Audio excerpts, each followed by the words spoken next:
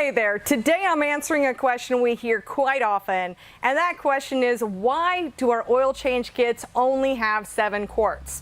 Now, you'll find that we've got both the Schaefer's oil change kit as well as a Quarts oil change kit, and in both cases, yes, they have 7 quarts. We are fully aware that the GM manual calls for, it's an 8-quart oil pan, and it calls for 8 quarts, but I've talked to several engine builders, and one thing that they do agree on, and of course it's hard to get engine builders to agree, but that really with a Crate engine, with a 602 or a 604, we really only need 7 quarts. And that 8th quart, it really just creates extra drag on the crank. It doesn't help you, and so that's why we recommend going with the 7 quarts. So to answer that question, I hope that answers it, and if you have any other questions, feel free to send us an email or call us here at Crate Insider. Thank you so much for watching.